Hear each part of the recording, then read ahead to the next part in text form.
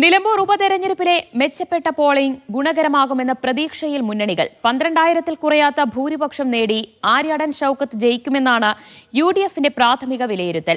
M സ്വരാജിന്റെ സ്ഥാനാർത്ഥിത്വം മണ്ഡലത്തിലെ ന്യൂനപക്ഷങ്ങൾക്കിടയിലും യുവാക്കൾക്കിടയിലും സ്വാധീനമുണ്ടാക്കിയിട്ടുണ്ടെന്ന് സിപിഎം കണക്കുകൂട്ടുന്നു. നിർണായക ശക്തിയാകുമെന്ന് ഉറപ്പിക്കുകയാണ് P V Anvar camp. M V ഗോവിന്ദന്റെ പ്രസ്താവന തെരഞ്ഞെടുപ്പിൽ ബാധിക്കില്ലെന്നും മികച്ച വിജയം നേടുമെന്നും എം സ്വരാജ് പറഞ്ഞു. യുഡിഎഫ് എല്ലാ പഞ്ചായത്തുകളിലും ലീഡ് ചെയ്യുമെന്നും ചരിത്ര ഭൂരിപക്ഷത്തോടെ ജയിക്കുമെന്നും ആര്യാടൻ ഷൌക്കത്തും പ്രതികരിച്ചു. നല്ല പ്രതീക്ഷയാണ്, നല്ല വിജയ പ്രതീക്ഷയാണ്.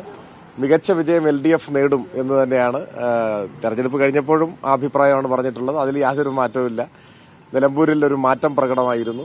തീർച്ചയായിട്ടും LDFന് മികച്ച വിജയം നിലമ്പൂര് നൽകും എന്ന ഉറച്ച പ്രതീക്ഷയാണ് ഉള്ളത്.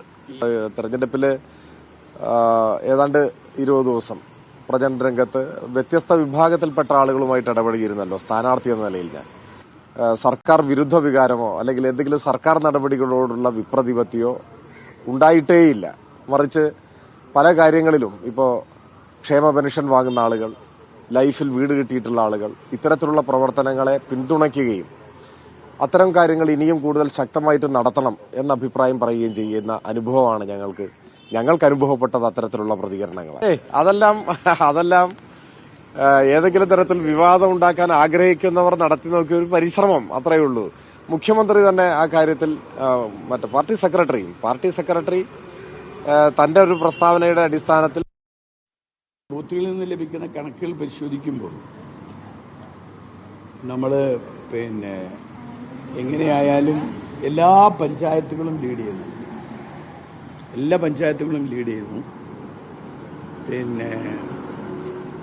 അതുപോലെ തന്നെ വഴിക്കടവും മൂത്തയുടെയൊക്കെ നല്ല മൃഗീയമായ ലീഡ് ഉണ്ട്.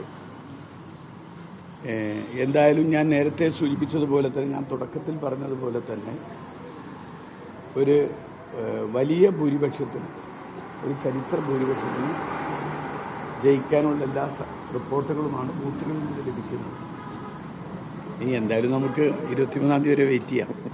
7 പഞ്ചായത്തുകളിലും നിലമ്പൂർ നഗരസഭയിലും എല്ലായിടത്തും ലീഡ് ചെയ്യും. ആ ലീഡുകളൊക്കെ പരിശോധിക്കുമ്പോൾ നിലമ്പൂരിൽ നിന്ന് സൈഫുൽ അബ്ദീനാണ് ചേരുന്നത്. സൈഫ, വോട്ടെടുപ്പ് കഴിഞ്ഞിരിക്കുന്നു. ബൂത്ത് തലത്തിലുള്ള കണക്കുകളൊക്കെ പരിശോധിച്ച് വരികയായിരിക്കും.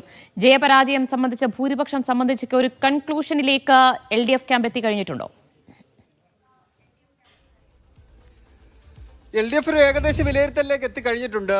ദിവ്യ, ഇന്നലെ രാത്രി വൈകിയാണ് ആ കണക്കുകൾ LDFന്റെ പ്രധാനപ്പെട്ട നേതാക്കന്മാരുടെ മുമ്പിലേക്ക് വന്നത്. ബൂത്തുകൾ കേന്ദ്രീകരിച്ച് 253 ബൂത്തുകളാണെന്ന് തോന്നുന്നു. അത്രയും ബൂത്തുകളിൽ നിന്നുള്ള കണക്കുകൾ ജില്ലാ നേതൃത്വത്തിന് മുന്നിലേക്ക് രാത്രി വൈകിയാണ് എത്തിയത്. ഇന്ന് രാവിലെ സംസ്ഥാന സെക്രട്ടേറിയറ്റ് ചേരുന്നതിന് മുമ്പ് ആ കണക്കുകൾ നൽകണമെന്ന നിർദ്ദേശം സംസ്ഥാന നേതൃത്വം നൽകിയിരുന്നു. അതിന്റെ അടിസ്ഥാനത്തിൽ സംസ്ഥാന സെക്രട്ടേറിയറ്റിലേക്ക് ചർച്ച ചെയ്യാൻ വേണ്ടി ആ കണക്കുകൾ നൽകിയിട്ടുണ്ട്. തികഞ്ഞ വിജയപ്രതീക്ഷയാണ് LDF ക്യാമ്പ് പങ്കുവെക്കുന്നത്. 1,72,000-ൽ പരം വോട്ട് പോൾ ചെയ്യപ്പെട്ടു എന്നുള്ളതാണ് നമുക്ക് ഏറ്റവും ഒടുവിലായി അറിയാൻ കഴിയുന്നത്. 1,70,000 ചില്ലറയായിരുന്നു ഇന്നലെ വന്ന കണക്ക്. സർവീസ് ബാലറ്റുകൾ ചേർക്കുകയാണെങ്കിൽ 1,72 വരെ നിന്നേക്കാം. അതിൽ പാർട്ടിയുടെ വോട്ടുകൾ പരമാവധി പോൾ ചെയ്യപ്പെട്ടിട്ടുണ്ട്.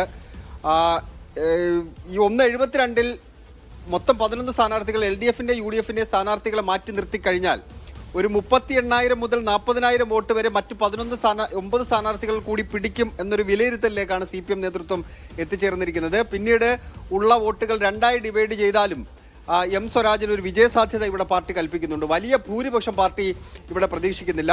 നേതാക്കന്മാരോട് ചോദിക്കുമ്പോൾ ഭൂരിപക്ഷത്തെക്കുറിച്ച് അവർ പറയുന്നില്ല എന്നുണ്ടെങ്കിലും പാർട്ടി ഒരു കണക്ക് കൂട്ടൽ ഉണ്ട്. വലിയ ഭൂരിപക്ഷം അവർ പ്രതീക്ഷിക്കുന്നില്ല. പക്ഷേ ഇവിടെ വിജയം സുനിശ്ചിതമാണ് എന്നാണ് നേതാക്കന്മാർ അവകാശവാദം ഉന്നയിക്കുന്നത്. അതിന്റെ കാരണം പാർട്ടിയുടെ കേഡർ വോട്ടുകളും ഇടതുമുന്നണിക്ക് കിട്ടും എന്നുറപ്പുള്ള വോട്ടുകളും എല്ലാം സമാഹരിക്കപ്പെട്ടിട്ടുണ്ട്. അതിനൊപ്പം അവർ കൂട്ടാത്തൊരു കാര്യമുണ്ട്.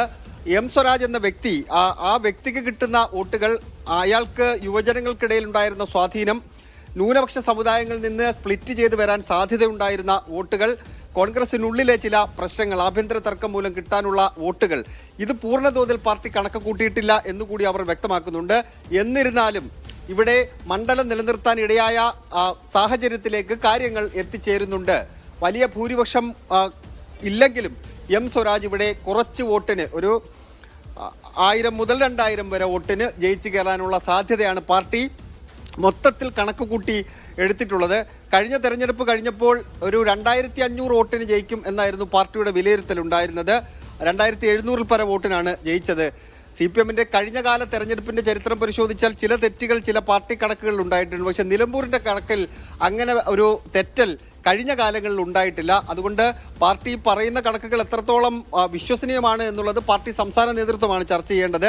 ഇപ്പോൾ ചേർന്നുകൊണ്ടിരിക്കുന്ന AKG സെന്ററിൽ നടന്നുകൊണ്ടിരിക്കുന്ന CPM-ന്റെ സംസ്ഥാന സെക്രട്ടേറിയറ്റ് യോഗം ഓരോ പഞ്ചായത്തുകൾ എടുത്തു വെച്ച് ചർച്ച ചെയ്യുന്നുണ്ട്. ഓരോ പഞ്ചായത്തുകളുടെ വോട്ടിംഗ് നില ചർച്ച ചെയ്യുന്നുണ്ട്. പാർട്ടിക്ക് സ്വാധീനമുള്ള സ്ഥലങ്ങളിലെ വോട്ടിംഗ് പാറ്റേൺ ചർച്ച ചെയ്യുന്നുണ്ട്. ഉച്ചയോടുകൂടി